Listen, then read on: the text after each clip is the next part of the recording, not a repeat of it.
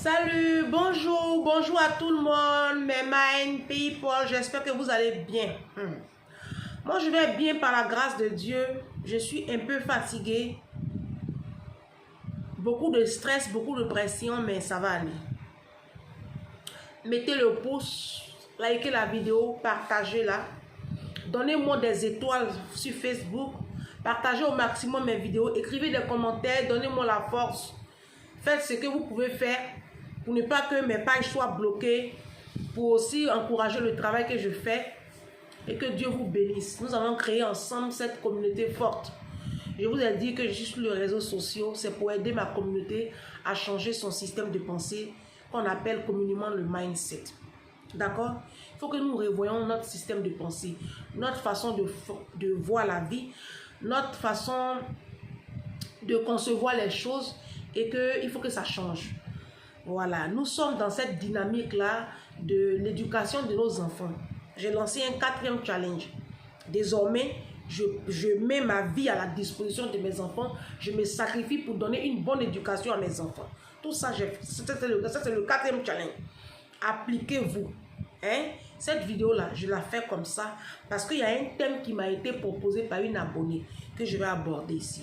Alors, juste avant que je ne fasse cette vidéo, il y a une abonnée qui m'a appelé et puis qui a commencé à m'expliquer sa situation. Elle a vraiment beaucoup de difficultés, beaucoup de challenges, beaucoup de difficultés financières. Elle se retrouve avec 3 enfants, elle seule, sans mari, à s'en occuper et c'est pas facile. C'est pas facile. Et puis je lui ai dit, ma chérie, ma soeur, tu sais, on a pratiquement le même âge. Je lui ai dit, tu sais, moi je me tiens devant les réseaux, je mets une vidéo là, je mets mon téléphone, je me filme. Mais ne pensez pas que je suis une superwoman. J'ai mes challenges, j'ai mes défis. Vous comprenez, on a tous des difficultés financières. Ce que tu m'expliques là, moi aussi je connais ça. Moi je vous ai déjà dit ici que je ne suis pas riche. Je ne suis pas riche.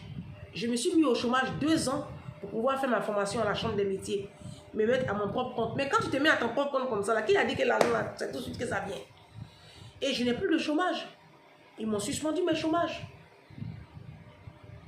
Donc, on a tous des difficultés financières. Problème là, nous tous on a ça.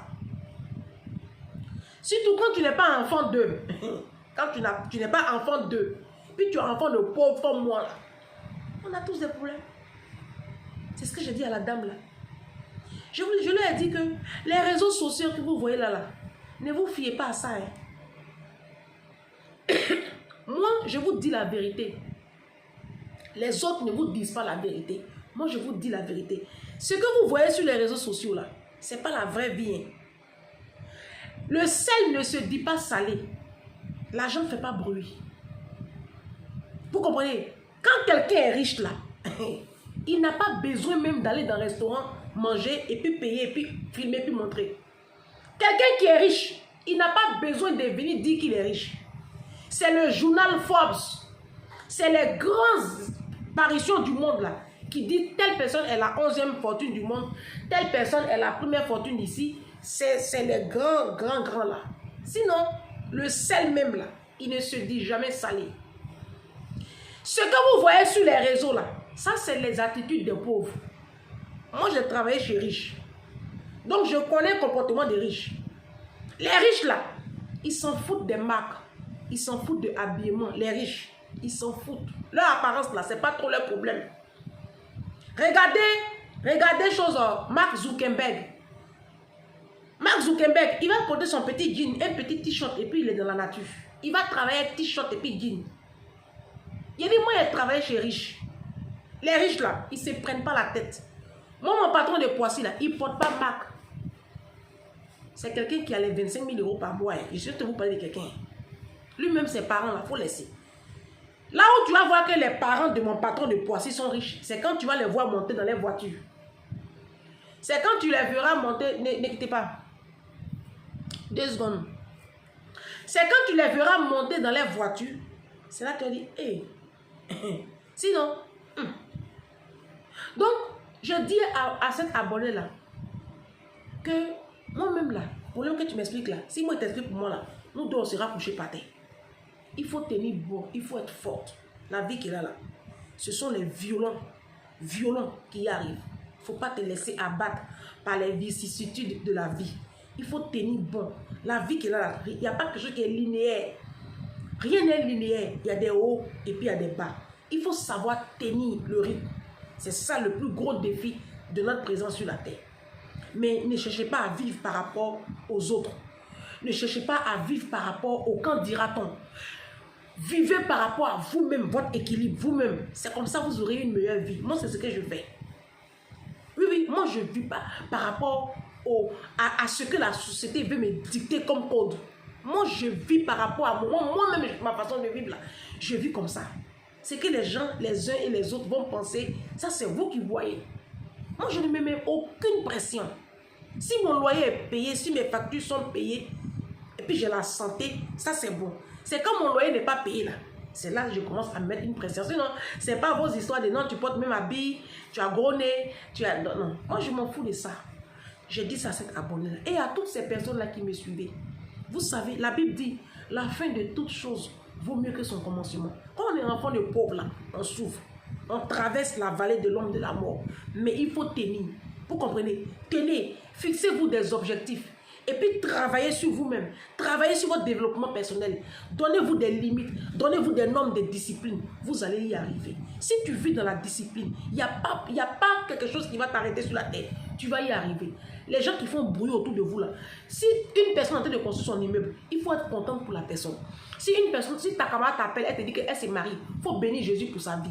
Vous n'avez pas la même vie. Vous n'avez pas la même situation. Si ta copine t'a appelé pour te dire que son mari lui a offert une voiture, il faut être content pour elle. Vous comprenez? Arrêtez de vivre dans l'ombre des autres. Arrêtez d'envier ce que les autres ont. Vivez votre vie. Restez dans le couloir de votre destinée. Et puis, vivez. Moi, je dis, si vous avez mon cœur là, vous allez être bien. Vous vous mettez des pressions inutiles. Bon, bref. Aujourd'hui, je vais vous parler d'un sujet qu'une abonnée m'a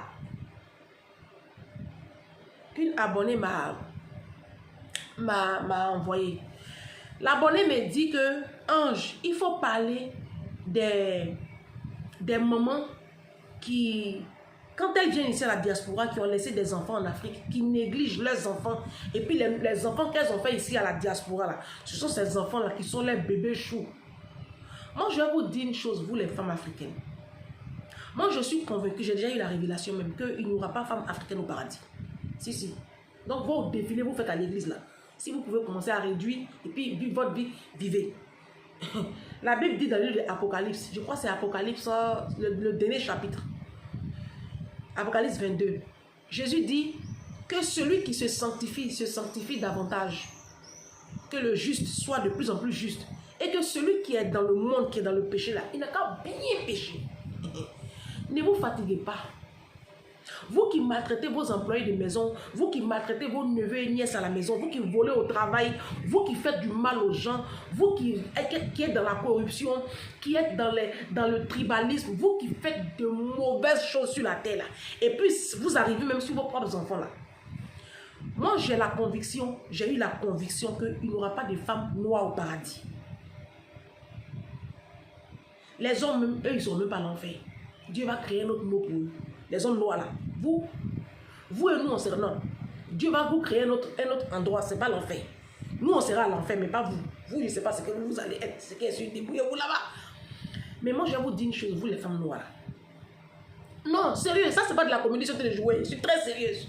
Quand je dis qu'il n'y aura pas de femmes noires, des femmes noires au paradis, là, vous pensez que je mens? Regardez comment vous traitez vos semblables. Vous pensez que vous allez aller au paradis et ça? Comportement comme ça, vous pensez que vous allez aller au paradis? Tu as fait tes enfants. Maman, est-ce qu'on t'a envoyé de les laisser au pays? Moi, ma maman, quand elle est venue ici, là, les gens lui ont dit, elle n'a qu'à faire enfant. Elle aura papier. Elle dit, niet, je suis venue avec un enfant de 4 ans, 5 ans, 6 ans. Je vais me débrouiller avec lui. C'est comme ça que maman s'est débrouillée dans la galère. Un jour, là, Dieu a fait grâce et a eu ses papiers. Et puis, quand nous étions là-bas, là, elle nous envoyait de l'argent. Et figurez-vous que quand moi j'étais en Côte d'Ivoire, j'ai eu mon bac. Après mon bac, je suis allée à l'université là. Maman m'envoyait 80 € par mois. Moi seul, elle payait d'abord notre logement. On était dans un grand studio comme ça au Remblai, avec mes frères et soeurs. Après, on allait dans une chambre salon, 2 chambres salon. En tout cas, maman s'occupait bien de nous. Quand moi je suis venue là, elle a pris 2 chambres salon pour tout le monde là-bas. Parce qu'on était maintenant 2 ici. Est-ce que vous comprenez? Elle ne nous a pas négligés. Elle ne nous a pas négligés. Ça fait que nous, on ne s'est pas prostituer. Moi, comme ça, là, je n'éprouvais pas le besoin de coucher avec 2, 3 gars à la fois. Parce que j'avais l'argent. C'est l'argent, c'est quand on n'a pas l'argent, c'est là que tu es obligé d'avoir 2, 3 gars. Vous comprenez? Mais vous, quand vous venez à la diaspora, ce qui vous intéresse, c'est les hommes là. Quand vous finissez d'avoir vos gros sorciers à la maison, en train de faire les gros foutous, les gros placardis, juste pour qu'ils tournent rien dans vous à 4 h du matin, ce sont vos bébés chouchous vous avez eu ici là. Et c'est lui qui m'a donné les papiers. Oh, c'est enfant de France. Oh, c'est enfant de passeport rouge Bordeaux. Et puis vos enfants, vous les avez eu en Afrique là. Vous les avez oubliés. Moi, je connais beaucoup de femmes qui ont laissé, qui ont oublié leurs enfants. Bon, les papas eux-mêmes, je n'en parle même pas. Je vous ai déjà dit que moi, les causes perdues, je ne me lance pas dedans. Donc, les hommes même, ce n'est pas la peine. Je parle des mamans. Vous qui avez donné la vie à ces enfants-là. Moi, je ne sais pas quoi. La Bible dit dans Ésaïe, une mère peut-elle abandonner son enfant? Ça veut dire que je ne sais pas. Jésus même te pose la question. Est-ce qu'une mère peut abandonner son enfant? Normalement, même les enfants qui sont en Afrique, même devaient être encore plus privilégiés. Parce qu'ici, là, au moins, ils ont déjà au moins tout. Sécurité sociale, ils ont CAF, ils ont tout. Éducation, même, ça va un peu. Mais vous négligez vos enfants. Quand vous arrivez ici, là, ce qui vous intéresse, là, ce sont vos nouveaux enfants que vous avez fait ici. Et puis vos vauriens de mari, vos sorciers que vous appelez mariage, là. Entretenir les hommes. Et puis, gâtez vos enfants. Ils vont devenir demain des délinquants en train de casser aujourd'hui. Et puis, vous laissez, vous oubliez vos enfants. L'enfant qui est en Afrique là-bas, là, il va te demander de l'argent. Ah, maman, je vais passer tel concours. Maman, fais-moi venir. Tu mets l'enfant ici, tu mets l'enfant là-bas. Tu mets l'enfant ici, tu mets l'enfant là-bas. Il y a une maman ici à Paris, une maman bêtée. Bien évidemment, il n'y a que les femmes bêtées qui puissent faire ces genres de sauvagerie. Elle a laissé ses 2 enfants en Afrique. Les enfants là, au lieu de chercher à les faire venir. Non, non, non. Elle prend crédit à la banque pour aller chercher un homme en Afrique. Parce que madame veut jouir. Depuis que tu as 16 ans, tu es en bas des garçons, tu n'es pas fatigué de gémir. Tu n'es pas fatigué de gémir. Toi, c'est à 50 ans là, toi, tu veux continuer encore à gémir. Toi, tu vas aller chercher. Elle allait prendre son sorcier. Elle dit c'est Marie. Le monsieur lui est venu en France. Quand ils sont rentrés, quand le monsieur a eu ses papiers, il te l'a jeté d'une manière. Elle a failli devenir folle ici. Il t'a loupé. C'est ça, son grand-fils, Abigail, lui a dit, maman, l'argent que tu as pris pour faire venir ton type là. Moi, je t'ai demandé pour monter mon business. Tu dis tu n'as pas. Ça, c'est là. On appelle ça le karma. Ça, c'est sur la terre, non? Cette femme-là, elle va finir mal. Ça dit que je ne sais pas ce qu'elle est devenue, mais je suis sûre que celle-là, sa fin sera tellement tragique que je ne sais pas. Ça dit qu'ils vont lui diagnostiquer soit une insuffisance rénale, soit un cancer, soit une tumeur. Non, je ne mens pas, hein, soit un diabète chronique qui va l'emporter à petit feu. Elle va apprécier la vie. Non, mais je vous dis la vérité. Hein, parce que vous ne lisez pas la Bible. Ce que je vais me dire là, c'est dans Deutéronome 28, à partir du verset 15. Quand tu es parent, et puis tu joues avec la vie de tes enfants, hey, tu vas voir comment tu vas mourir. Mal. Très mal. Tu vas finir mal. Une maladie qui va t'emporter à petit feu. Tu vas finir, tu vas sécher dans ton lit. Moi, je vous parle la vérité sur ma chaîne ici. Je ne dis pas ça pour vous effrayer. Donc, vous les mamans qui négligez vos enfants que vous avez laissés en Afrique, au Congo, au Cameroun, au Mali, au Burkina, en Centrafrique, au Bénin, au Togo, en Guinée, ou je ne sais où là. Et puis vous venez vous asseoir ici à la diaspora. Et puis vous alignez les enfants ici avec des va-nu-pieds, des voyous, des gros bandits, des braqueurs de destinée là. C'est bien. C'est bien, hein? Continuez. Maman, mais de toute façon, on sait même ce que deviennent vos enfants chouchous. Ils ne deviennent rien. Ils ne peuvent rien créer dans vos vies. Parce que quand tu es parent et puis tu mets la division entre tes enfants là, les enfants que tu as privilégiés là, eux ils ne deviennent rien. Et puis les enfants que tu as négligés là, Dieu va les aider un peu, ils vont réussir. Et puis quand tu auras 65 ans, 70 ans là, c'est là que tu vas lire en hébreu et puis en arménien. Que Dieu vous bénisse. Que Dieu enlève en vous ce cœur de pierre et qu'il le remplace par un cœur de chair. Que le Saint-Esprit vous visite. Que la puissance de Dieu soit sur vous. Quand vous allez vous dormir là, que Dieu envoie ses anges opérer en vous. Ça dit que quand tu dois te coucher là, Dieu n'a pas envoyé ses anges. Il va enlever le cœur de démon que tu as là. Et puis il va déposer un cœur de chair. Que Dieu souffle son esprit de vie sur vous parce que vous êtes des démons. Vous les mamans qui abandonnez vos enfants en Afrique pour venir ici et puis vous faites comme si vous êtes des chiennes là, égarées dans la forêt amazonienne. Là. Votre enfant sera terrible. Ça dit que je n'imagine même pas votre fin. C'est AVC. AVC là, mais quand ça va te prendre là, tu seras penché comme ça sur un côté. Et puis tu vas apprécier. Parce que le mal qu'on fait sur la terre là, d'une manière ou d'une autre, on va payer. Moi, je vous ai déjà dit. La Bible dit, ne vous y trompez pas. On ne se moque pas de Dieu. Ce qu'un homme aura sémé, il le moissonnera aussi. Les enfants là, ils ne vous ont pas demandé de les faire venir sur la terre. Les enfants, vous avez mis au monde en train des chiennes là. Ils ne vous ont rien demandé. Donc quand vous mettez vos enfants comme ça au monde là, arrangez-vous à leur donner tous les mêmes chances de réussite. Parce que c'est que votre fin là, en tout cas, au revoir.